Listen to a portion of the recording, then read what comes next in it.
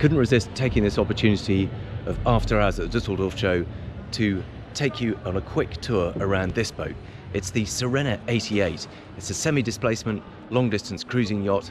It's capable of 25 knots from a pair of 1550 horsepower engines, and it costs from 4.9 million euros. So let's jump on board and take a look round. It really is quite something. Okay, check out, that's more than just a garage. That is a proper beach club area on the Sirena 88. And then this whole section of platform lifts out and can lower and retrieve the tender and tuck it away in there. Pretty special. If you go up the steps into the cockpit area, you've got a really good sized cockpit, a massive table here. I don't know if you can get an idea of the scale there, but there's 4 chairs along that side, so you can easily sit 10, probably 12 around there.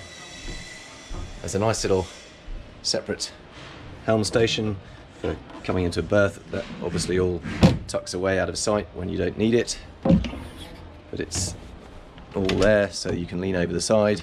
And coming into a berth, stern 2, then sliding doors open up into the saloon. There's this big seating area at the stern section, big windows, lots of nice detailing. There's a high-low TV that pops out on that side, and then this kind of half a bulkhead that provides a little bit of separation through to the main dining area. Again, big dining table, rather fancy chandelier effect lighting. But then what you can see either side of this, you've got these big sliding doors. So these pull across manually, and then there's a special electric seal that actually closes them, sucks it to, so that from the outside they're absolutely flush. It all looks perfectly neat.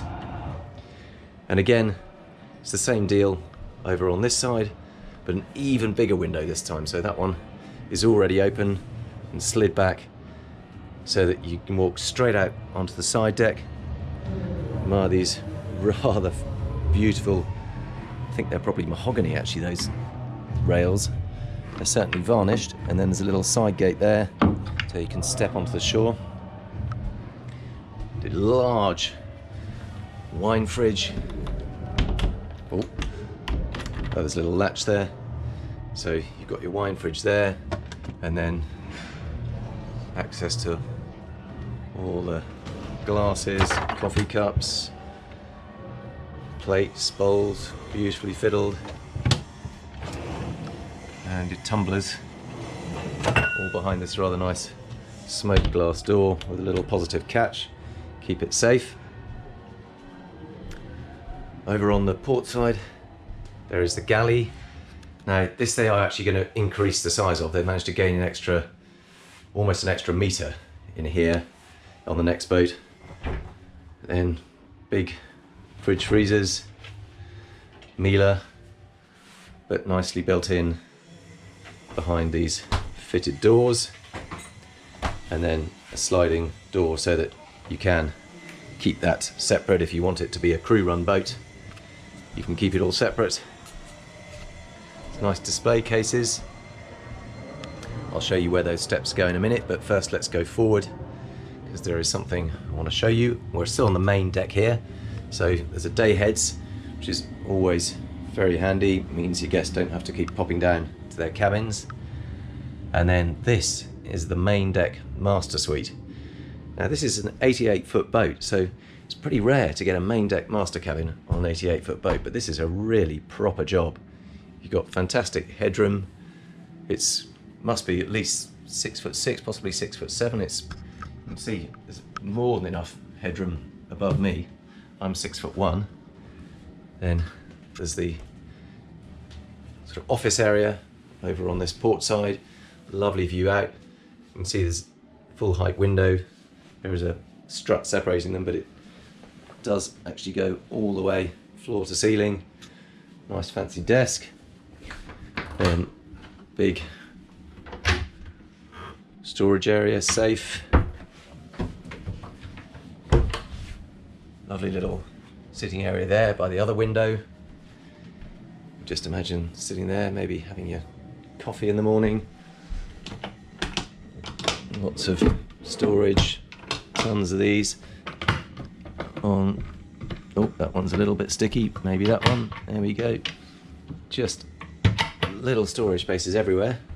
And then this is the bit that I like. This is the bathroom. So we're now forward towards the bow. And when I say bathroom, I'm not kidding. There is a proper bath. And that's not even a small one. That's a good sized bath, completely marble lined. You've got a shower here too. Again, all fully featured. Really nice recessed lighting. Little window with a blind. Again, lots of natural light coming in, but blind so you can keep your privacy. Then here's the his and hers sinks. And check out this for a lighting feature. This is literally just a light, but look, there's a kind of crystal ball in there that slides up and down. But it just means you can turn off the other lights and it's almost like a little mood lighting. Beautiful. And separate loo in here. So again, nice and private. But now here is the really special bit. See this staircase? That leads up to your own private terrace. So you've got a little switch there for the glass door that slides across. I've left it open for the moment. And now look at this. Who does not want to get out of bed in the morning and jump into their very own private plunge pool? Have that as a hot tub or a cool tub. You've got these little pop-up twist lights, but your very own terrace area and swimming pool. So intriguingly, you've got steps up from here too. So that goes up this raised side deck and then down stairs to the main deck. And on this side, it goes up and over to the Flybridge. So I'm going to take you up this side. So there you can see the windows into that main deck master cabin. And then these little swells out on the side deck just to give you a bit more vision over the side. And then there's a doorway into the Flybridge. And you should be able to get some idea of the scale up here. It's absolutely enormous. And it's all covered by a huge hardtop. Everything from the deck up is all made of carbon fibre, so it keeps it nice and light up top. So the centre of gravity is nice and low, it shouldn't roll too much. I'm sure it's got stabilisers too, but it still makes sense to keep the weight as low as possible. There's the outside helm station. Enormous bar area. Little grill up here too. All your fridges and ice makers and drinks up here. Massive dining table. And you can see that that huge central section of the hard top is a fabric sunroof, so that all opens up if you want to let the sunlight through. And of course, no boat is complete without two hot tubs. And this is the proper full hot tub number with all the water jets, headrests, showers, waterfall. It's got the lot. And then two separate sun lounges on this lovely little aft terrace overlooking the stern. So pretty impressive Flybridge. And then I'm going to take you down from the Flybridge through to the ridge. So in contrast to the party area up there, this is all dark, moody and businesslike. There is a little bed area there, so if you're on a night passage, someone can possibly take 40 winks while somebody else is on watch. But it means the crew can have their own quiet space in here if they want to get on with the business of navigating without getting involved in the guests. Nice little display cabinet. Now we're back here, so this was the entrance to the day heads and the master cabin. Just having a little peek in there, just more storage. And then these are the stairs leading down to the guest cabins. Now this is something that's going to change in the next boat too. There's a little kind of pedestal that separates the two cabin areas, and that's all going to be flat in future boats. But this is a rather nice little area. They call it the coffee area, sort of coffee zone. So there's a coffee maker down here, Got all your drawers, everything you need. Sort yourself out in the morning. And then a laundry room here. Got your washer and dryer. Little ironing board that folds out. Sink. So absolutely everything you need. It's like a sort of self-contained area.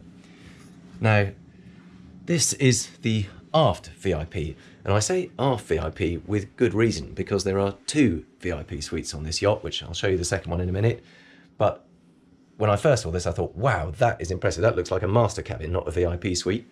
But this is for the guests, amazingly, but it is full beam. You've got an enormous king-size bed. Beautifully light.